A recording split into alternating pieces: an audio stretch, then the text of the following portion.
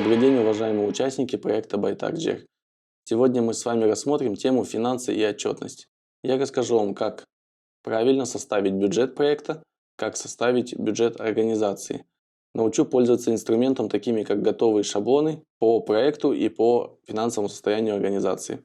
Также мы с вами рассмотрим тему инвестирования, почему нужно инвестировать в свой бизнес. Также я вам расскажу про налоги, отчетность, ИП и ТО, как на упрощенном налоговом режиме, так и на общеустановленном налоговом режиме. Расскажу вам про формы, которые вам надо будет сдать. Это форма, основная форма, это 910, 200 и 300 формы налоговых деклараций. Что же такое бюджет? Бюджет – это финансовый план определенного субъекта. Субъектами бюджета является семья, государство, ваша организация. Бюджет нужен для планирования доходной части и расходной части. В основном бюджет устанавливается на 1 год.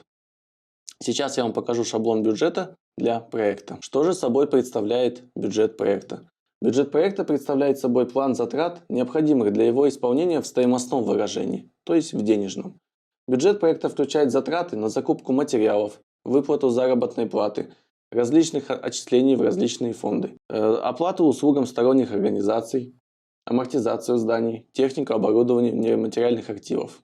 В своем бюджете вы также должны учитывать и инвестиции, которые вы планируете потратить на свой бизнес. На ваших экранах шаблон бюджета проекта. Что мы здесь видим? То есть сам шаблон составлен из задач, часов, ставок, различных элементов. В частности, здесь элементы подразумеваются материалы. Мы видим вот такой вот график, который показывает реальное состояние нашего бюджета. То есть в данный момент у нас дефицит. В этот шаблон вы вносите свой запланированный бюджет, который вы планируете потратить на определенный проект. Что здесь входит? Первая категория, наверное, для всех это самое важное, это заработная плата сотрудников. То есть категории вы можете вписывать, какие вам удобней. Затем вы вписываете норму затрат часов на это действие, ставку человека. Если вам дополнительно понадобятся материалы для этого человека, вы тоже здесь их указываете обязательно. Для вас главное правильно спланировать итоговую сумму бюджета. В противном случае вы потом останетесь без денег. Также в данном шаблоне вы видите, что я разделил на категории различные. У меня есть зарплата менеджера, зарплата администратора, зарплата ассистента, который будет непосредственно выполнять этот проект. Гипотетически в этом проекте мы предусмотрели и гонорар внешнего специалиста. Я его назвал тренером, то есть можно назвать как угодно, гидом, еще кого угодно. Этот человек будет задействован 25 часов в месяц, его ставка 5000 тенге в час. Итого у нас расходы составят 125 тысяч. Это в запланированном варианте. Теперь мы посмотрим на фактический бюджет, который у нас имеется. В фактическом бюджете у нас по статьям, как вы уже видите в данном шаблоне, есть дефициты и профициты. Но в совокупности у нас формируется дефицит 5000 тенге. Мы его можем перекрыть за счет других категорий. За основу проекта я взял организацию мероприятия, конференция, семинара, тренинга. Смотрите, здесь у нас есть еще подкатегории, которые нам необходимы для организации конференции. Для организации мероприятия нам понадобятся ручки, стикеры, блокноты, стаканы. Я взял 50 ручек, 100 стикеров, 100 блокнотов, 50 стаканов. Я посчитал, что этого будет достаточно для организации мероприятия. В эту графу автоматом у меня попадают суммы, рассчитанные по формуле количество на цену. Итого это мой запланированный бюджет на мероприятие, именно на материалы, которые связаны с организацией проекта. Теперь мы с вами перейдем в раздел «Фактический бюджет». Из чего он складывается? Ваш заказчик запрашивает у вас цену. Для того, чтобы дать ему правильную цену, вы должны составить именно запланированный бюджет, заполнить вот эти графы все. Если вы их заполнили, тогда у вас уже не должно быть проблем с фактическим. Но так бывает, что заказчик просит скидку, просит еще что-то, снизить цену, и фактически у вас может сложиться, именно как в нашем случае, дефицит бюджета. Чтобы этого избежать, вам необходимо либо изменить сумму дохода, доходной части, то есть назвать заказчику большую цену, либо что-то уменьшить. Например, мы можем сделать не 50 стикеров, Не 100 стикеров, а 50.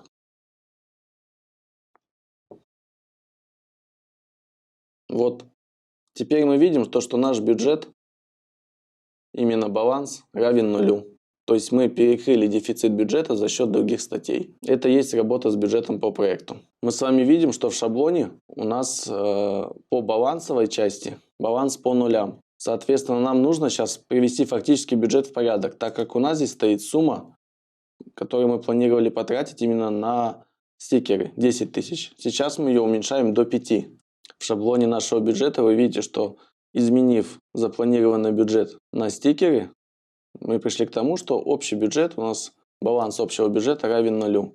Теперь мы посмотрим наш график и видим, что у нас запланированный бюджет равен фактическому, и мы не допускаем никакого перерасхода. Бывают и обратные ситуации, когда мы планируем за большую сумму провести, но проводим по факту за меньшую. Например, мы планировали нанять менеджера за 100 тысяч, а нанимаем его за 50.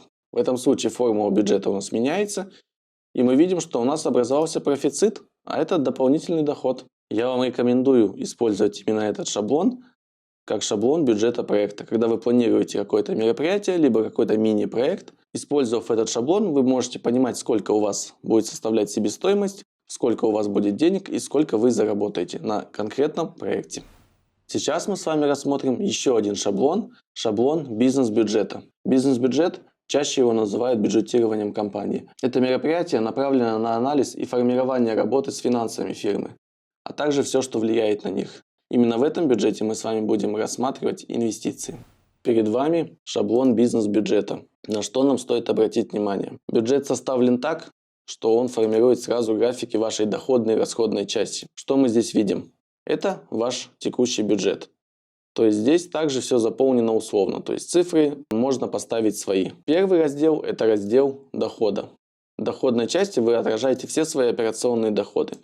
То есть доход от основной деятельности и доходы от различных вторичных деятельностей. Например, вы занимаетесь гостиничным бизнесом, арендой комнат для отдыхающих. Это ваша будет основная деятельность.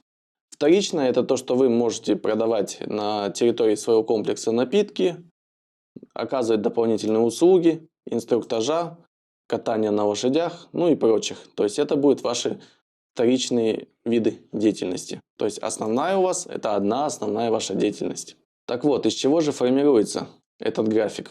Он формируется из общих доходов и общих расходов, как запланированных, так и фактических. В этом бюджете вы видите схема такая же, как и в том. То есть первая графа – это ваш запланированный бюджет. То есть здесь вы планируете свои доходы, вы предполагаете, сколько вы все-таки получите за те или иные виды услуг. Здесь ваши фактические доходы, которые сложились по итогам времени определенного, например, месяца, квартала, года, как уже вам удобно планировать. Следующая часть – это идут ваши расходы. В первую очередь вам нужно обратить внимание на планирование своих операционных расходов, которые назовем их постоянных затрат. Вам нужно будет оплачивать услуги бухгалтерского учета, юридические услуги, это обязательно для всех организаций. Вам, скорее всего, понадобится реклама, у вас будет амортизация и износ ваших основных средств, оборудования, мебели. Различные подписки и членские взносы, я здесь поставил, что мы их планируем, но по факту мы ничего не потратили. То есть планировать нужно больше, а фактические расходы заносить уже, естественно, по факту, как они будут тратиться. Также я заложил здесь сумму на налоги и лицензии.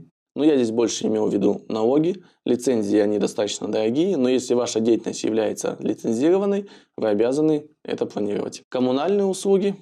В коммунальные услуги я уже включил телефон. Следующий раздел у нас идет оплата труда. Здесь вы уже планируете, кому и сколько вы будете платить. Я рекомендую вам сделать таблицу на весь год вперед.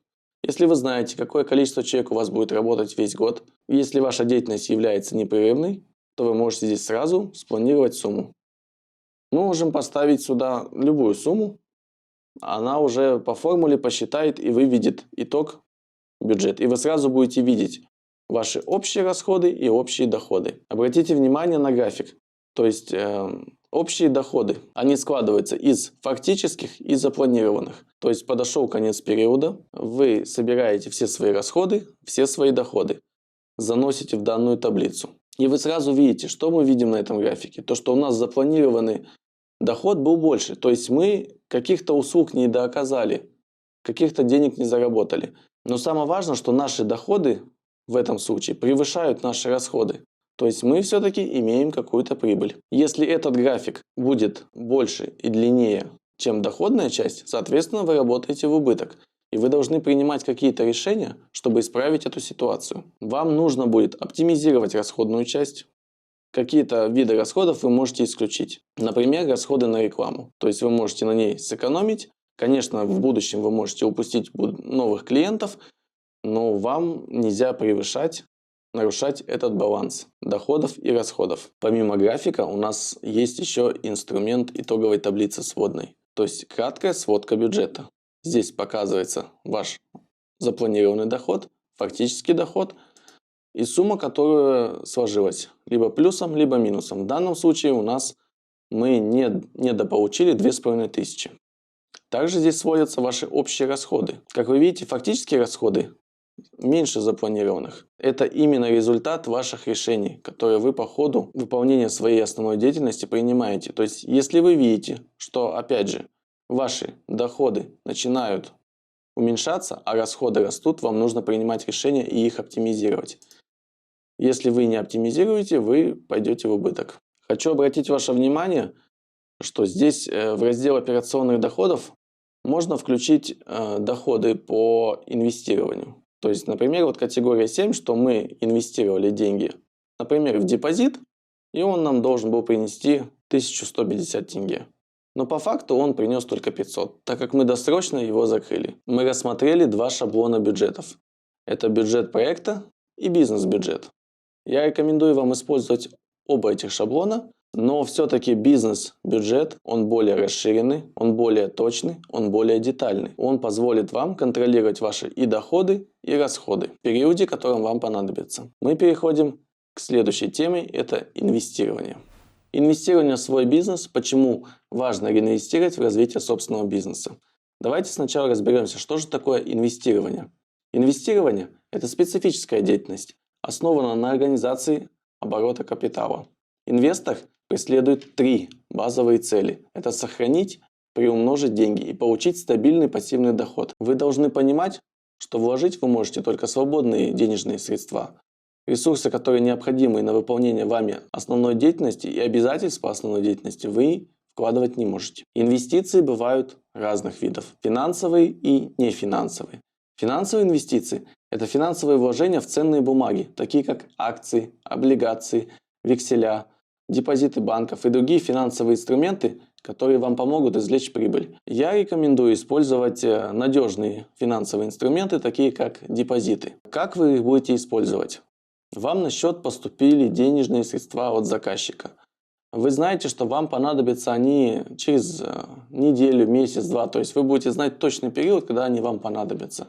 Точный срок. До этого срока деньги могут пролежать на депозите и принести вам прибыль. Современная банковская система позволяет переносить с депозита на текущие счета в течение 1 минуты. И ваши деньги будут работать именно на вас. Такие виды инвестиций финансовых, как акции, облигации, векселя, считаются более рискованными. Там есть риск потери и уменьшения. Депозит – это стабильная инвестиция, где вы будете точно знать, сколько вы получите, за сколько времени получите.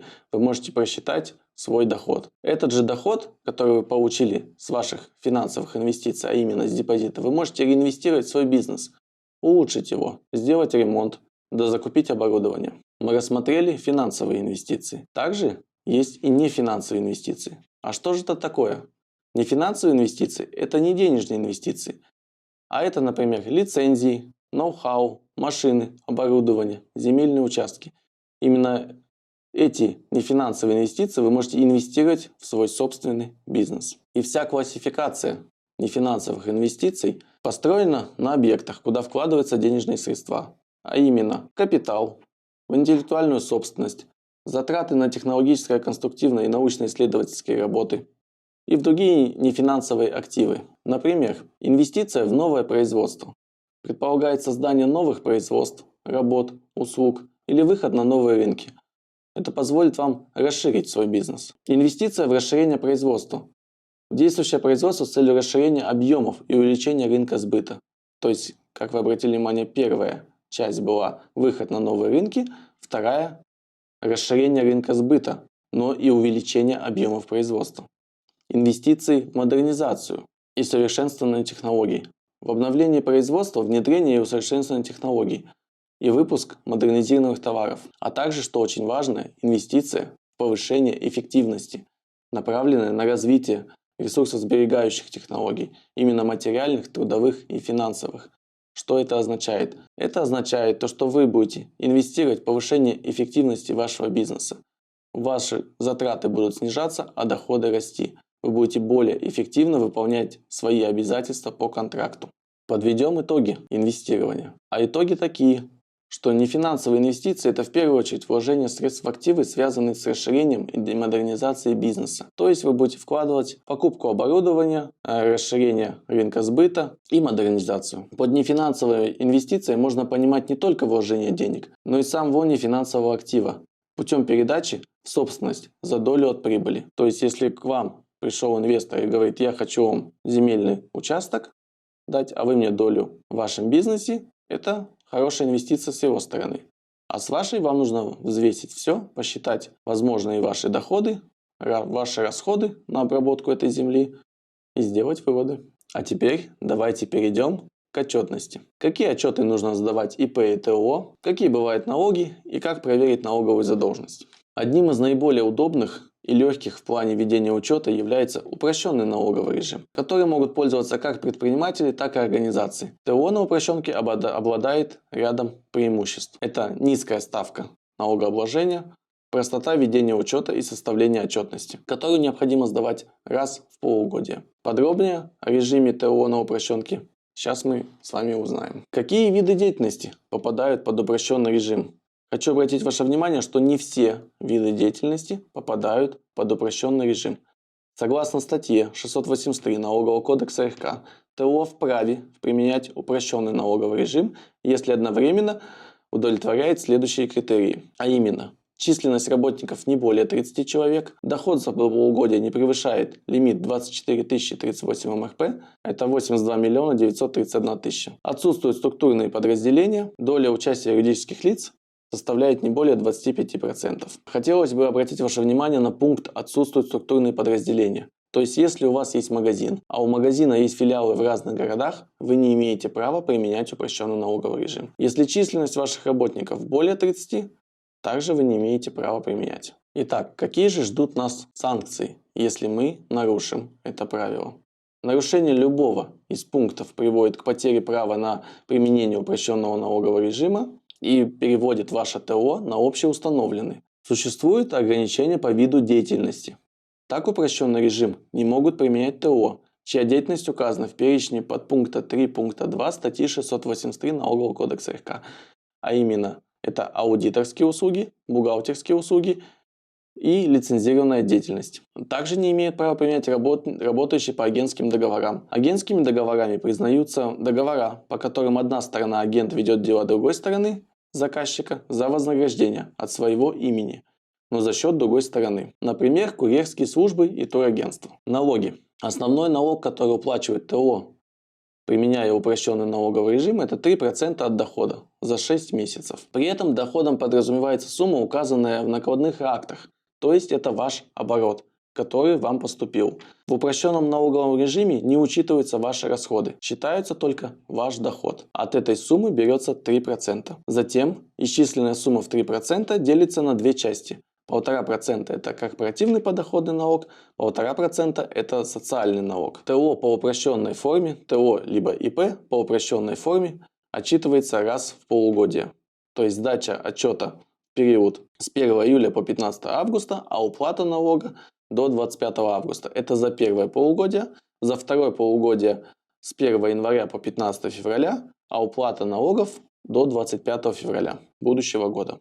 Помимо основного налога, 3% ТО и ИП на упрощенке обязаны уплачивать и налоги с заработной платы работников. А именно 10% индивидуальный подоходный налог, 10% обязательные пенсионные взносы, социальное отчисление в размере 3,5%, обязательные взносы на медицинское страхование и обязательные отчисления на медицинское страхование. Данные налоги уплачиваются ежемесячно, независимо от наличия у ТО доходов. Начисление заработной платы вы должны делать последним днем месяца.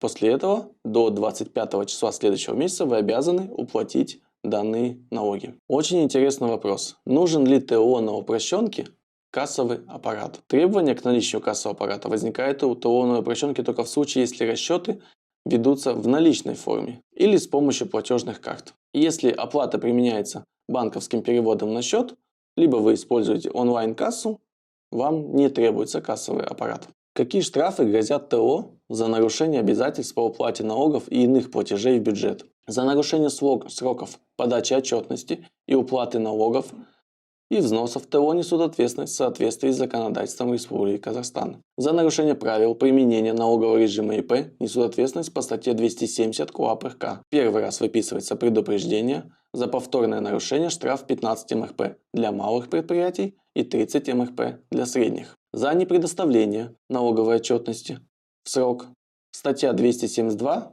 КоАП РК. Первый раз предупреждение, при повторном нарушении штраф 30 МРП для малых предприятий и 45 МРП для средних. За нарушение сроков отчислений по взносам СМС и социальным отчислениям неуплата, несвоевременная уплата, неполная уплата ТО будет выписан штраф согласно статье 92-1 КоАП РК. На первый раз выписывается предупреждение, при повторном нарушении штраф 20% для малых предприятий и 30% для средних от суммы неперечисленных отчислений. За просрочку и неуплату взносов на ОСМС также будет начисляться пеня в размере 1,25 от базовой ставки Национального банка РК за каждый день просрочки, включая дату оплаты. За нарушение обязательств по перечислению ОПВ статья 91 КоАП РК. Первый раз выписывается предупреждение, при повторном нарушении штраф 20% для малых предприятий и 30% для средних. Хотелось бы обратить ваше внимание, если вы не своевременно оплатили какой-то из видов этих налогов либо отчислений и своевременно обнаружили ошибку при доплате вида налога либо отчисления, не забудьте, пожалуйста, про пеню. Пеня начисляется в любом случае.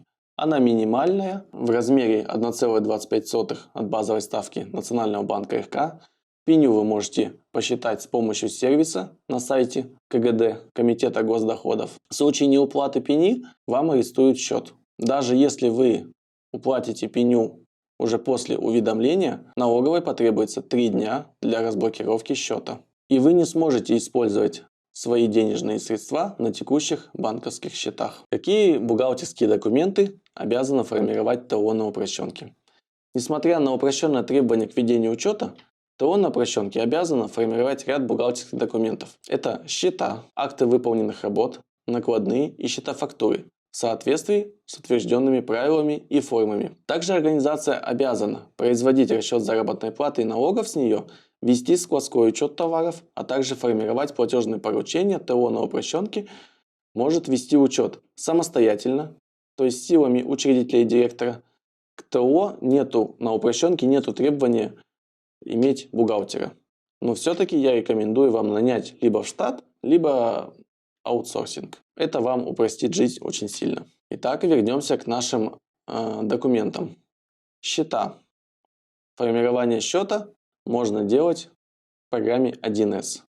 Я вам рекомендую, даже если вы ведете свой учет на основе упрощенной декларации, приобрести эту программу и вести учет в ней. Так вы будете и понимать, сколько денег у вас есть на текущий момент, сколько денег вы должны заработать в ближайшее время, и также отслеживать ваши расходы. С помощью этой программы вы сможете формировать весь пакет необходимых документов.